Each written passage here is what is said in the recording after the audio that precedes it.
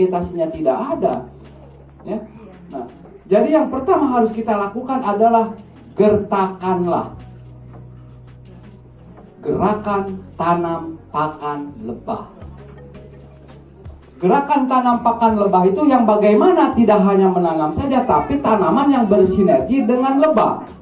Tanaman yang menghasilkan nepore, ya, nektar, polen, resin.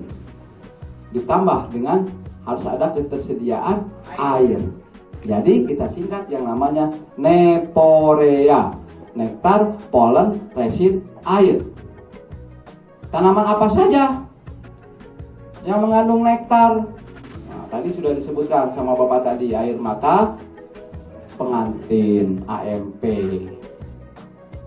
Ada kaliandra. Kebetulan saya dari kemarin jalan ke sana Pak, ke daerah mana itu? Kampung apa? Hah? Yang nginep kita itu? Serang. Kaliandra di kiri kanan melimpah. Itu adalah tanaman sumber nektar. Dan nektar dari kaliandra ini kualitasnya bagus. Walaupun nektar ini suka mengkristal, madunya ini dari kaliandra ini, ternyata setelah diuji lab, kandungan glukosanya tinggi. Yang punya saya tuh madu kaliandra diuji lab mengkristal itu mencapai 79% glukosanya. Dan ini sangat bagus karena glukosa ini mudah diurai oleh tubuh kita, mudah, itulah menjadikan kalori dan menjadikan energi. Kalau sakarosa itu susah diurainya, susah diserapnya, akhirnya akan menimbulkan yang namanya penyakit diabetes mellitus. Nah, jadi kita lakukan gertakanlah dulu nih bapak-bapak nih, ya. Jadi bapak-bapak nanti keluar dari sini bakal lebay, bakal mencari tanaman-tanaman. Ada dombea, ada kaliandra, ada akasia. Ya, itu bapak akan mencari tanaman-tanaman sumber nektar. Terus tanaman sumber polen. Tanaman sumber polen itu ada apa? Kelapa. Ini tanaman yang cukup jangka panjang sumber polennya. Ada aren. Nah di sini aren cukup bagus. Ini adalah sumber polen yang sangat melimpah. Jadi bapak-bapak bersyukur jika di kampungnya banyak tanaman kelapa, aren, dan pinang. Kalau pinang mungkin jarang di sini ya. Tapi aren ada. Aren di sini ada nggak? Ada beberapa. Hah? Paling kelapa. Nah, terus ada jagung. Jika di lokasi bapak ada kelapa, ada jagung, ada aren, itu modal utama untuk seorang pembudidaya lebah. Karena lebah akan tinggal di sumber polen yang melimpah. Kopi menghasilkan nektar, tapi itu jangkanya pendek. Kopi itu sempit, hanya 2 hari sampai 4 hari bunganya itu. Ya. Jadi, dan ada kopi tertentu yang bagus. Ada kopi yang bukan tidak menghasilkan, tapi sulit untuk dijangkau oleh lebah nektarnya. Kopi jenis Sigaruntang P88 yang bunganya besar-besar. Kalau di sini jenis kopinya apa itu? Pernah dengar P88 Sigaruntang? Dari jenis Arabica? Coklat itu sedikit sekali, minim. Tidak begitu melimpah. Yang sebagai ketahanan pangan lebah itu adalah sumber polennya dulu. Kalau di suatu daerah kaliandra melimpah, lebah belum tentu betah hidup di sana. Karena kaliandra itu adalah sumber nektar. Di satu lokasi lebah banyak polen, maka lebah akan tinggal di sumber polen. Di kelapa, di aren.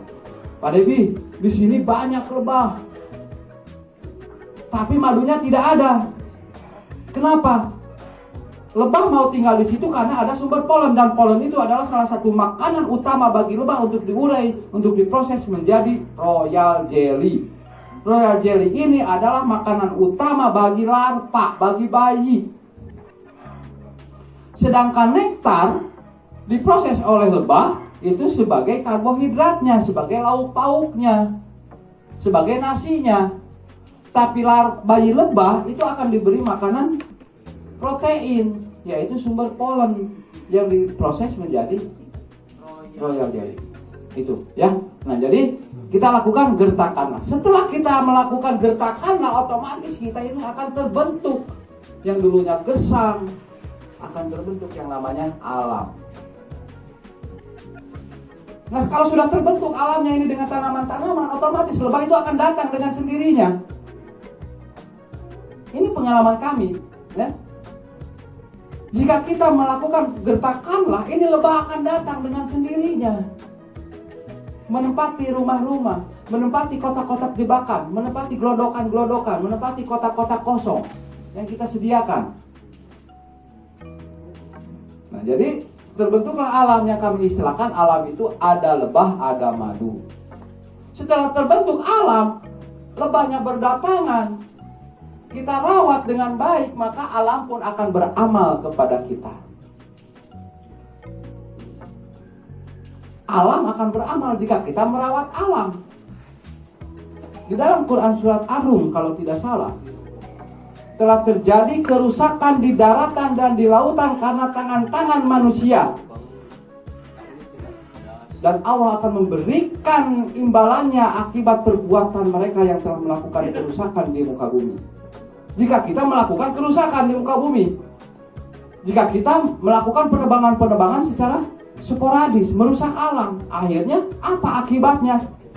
Banjir, longsor, kekeringan. Tapi sebaliknya, jika kita merawat alam, melakukan gertakanlah, alam akan beramal kepada kita. Amal istilahnya ada madu, ada lebah. Amalnya apa? Jangan dulu di close. Amalnya apa? Madu. Bukan madu berupa cairan saja. Dalam hati kami yang kami tagarkan ini, melestarikan alam dapat uang. Yang berbicara sudah uang wae yang dipikirkan nate. Tapi mendapatkan untung. Untungnya apa? Global. Udah jelas lebah berdatangan ada madu, air, udara sehat, oksigen bersih terus tercuci di udara kita hirup, longsor teratasi, banjir tidak ada, erosi tidak ada. Jadi alam pun akan beramal kepada kita. Jadi amadu melestarikan alam dapat untung. Inilah tagar kami. Dan ini gertakanlah alam amal madu. Lakukanlah dengan massal, kolosal, karena hidup lebah itu berkoloni. Lakukan dengan massal. Massal, masyarakat sejahtera, alamnya lestari. Itulah. Jadi dengan gertakanlah maka alam pun akan beramal berupa madu. Dan inilah tagar kami yang sekarang fenomenal. Dan ini memang real terjadi di masyarakat seperti itu. Yang sekarang sporadis. Yang diuntungkan siapa di sini? Bukan hanya beekeepernya saja. Penjual tanaman sekarang laku, kaliandra sekarang laku, dijual. Yang tersebar begitu. Nah, inilah kelebihan daripada apa kita jika kita langsung menjadi orang-orang yang berpikir di dalam Quran surat An-Nahl. Lanjut.